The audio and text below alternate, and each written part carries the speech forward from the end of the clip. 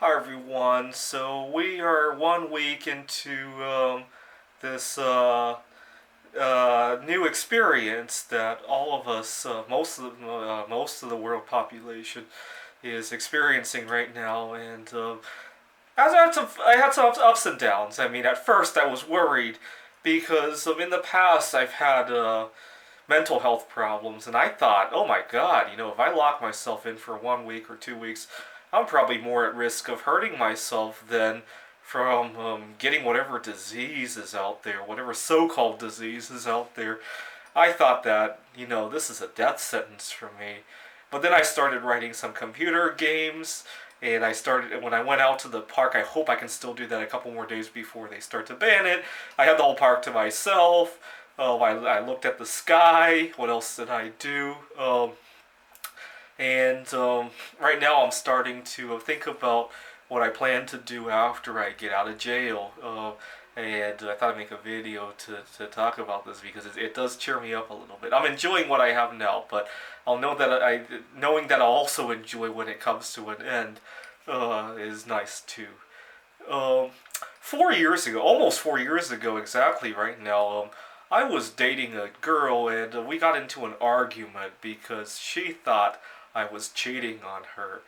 I was trying to cram for the computer game conference. In 2016, we had the ICGA Computer Olympiad contest in Europe, and I knew a lot of people would be writing checkers, and I was really trying to cram that game.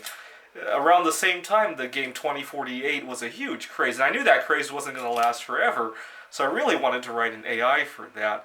And so, spending a lot of time on the computer, she thought I was chatting with somebody else on the computer, and we got into an argument, and I stormed out of her home. She was living with her parents. I stormed out of their home, and I was trying to drive home. It was only 3-4 miles away, but I got so lost in thought that I ended up driving to Ellensburg. I've never been to Ellensburg at that point. I ended up driving to Ellensburg without really thinking very much. I was just so lost in thought about what was going on. I didn't really like her all that much. It was more of a pride issue because she was so much younger than me, and it was a show off that my body was still young, that I would still attract somebody that young. It was pointless. I just wanted to prove to myself that I wasn't aging. I used to have this belief that if you could keep your body young, and you could, for example, if your investments have more time to grow, or you could have more time to make mistakes, right? If you live to be 300 and you marry the wrong person, or you get involved in the wrong career, you have time to recover. I still believe that to some extent, although I believe in not making the mistakes too. I'm trying to attack the problem in both directions. But I used to believe that the more room for mistakes, the more risk you can take, the more reward you could get. I used to have that kind of mentality. So to be dating a 19, 20-year-old girl, it really showed to myself that I was on the right track. So I didn't mind breaking up with her from the relationship point of view. It only hurt because of the mentality of being young. So I stormed out of her home and I ended up in Ellensburg, and very dark skies in Ellensburg. And I took a look at the moon, Jupiter, Saturn, and then at the tail end of that night, the Milky Way, because this is in March, so you can only see it at the very tail end of the night. And after that, I gave that place where it's actually Wild Horses rest stop, but in my mind, I call it the Ellensburg Space Station because of how you can view space from there. It's like a space station on Earth, and I at the time I wanted to have my ashes scattered there when I die, but I've since found an even better place to have my ashes scattered. Um, so I'll definitely be making some trips places to see the night sky. I hope I can go to the theme parks later this summer. They will be back to normal. My favorite theme park in the area is Silverwood, a theme park in near Spokane. It's actually in Idaho. They have a ride called Spin Cycle, and it's the only ride in the United States that goes a full 360, and it stops at the very top and it spins you around. What else do I plan to do? Obviously, I hope to go to the computer game conference. It's already been postponed a few months. I'm really pleased that it's been postponed because there's one game I do want to write, and now I actually have some time to write it. It's called Chushogi. For me, Chushogi is more like a piece of art than an actual game. So I don't care if I get last place in it. I'm more, I like it more because of the artwork, so that's good. But it'd be nice to actually have something that's playable. That's going to take a little bit of time. Also, I plan to do, uh, obviously,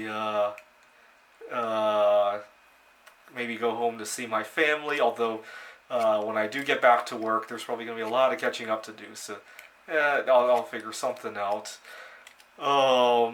Maybe go to Rochester. I still have a few friends over there.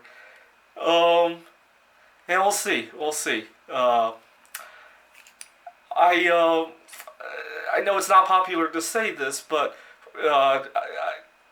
during World War II, right? We started to fly commercially, right? I'm hoping. Yeah, well, I don't hope it, but if World War III breaks out over some of these problems, maybe spaceflight will become more commercialized. And I don't mean spaceflight in terms of going to the moon or going to Jupiter, but being able to go from Seattle to Taiwan or to the Gdansk Bay, being able to do that in like 30 minutes for roughly the cost of what it now takes to fly those places. Can you imagine if we could do that? One of the trickiest parts for me about going to Gdansk is that all of the flights always arrive in the morning and you can't check into a hotel, and I'm always very tired. Poland is not really a place where you want to be sleeping in the airports. If I went to Rochester and I couldn't book a hotel, I could sleep in the airport. It doesn't really bother me that much. Not in a country where I can't even speak the language. If I could fly there in 30 minutes, for one thing, the scheduling of the flights, you could probably arrive there at any time of the day that you wanted to. And second, you could adjust your time back home in Seattle and then go there. Yeah, it's a silver lining. It didn't take long between when the Wright brothers took off to when we had commercial flights at a reasonable cost, right?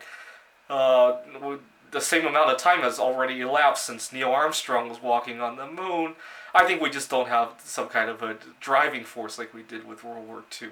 So if the situation right now goes out of hand, maybe that will be a silver lining. I'll definitely travel a lot more if that's the case. Anyways, what are your plans after all of this boils over? Thanks for watching.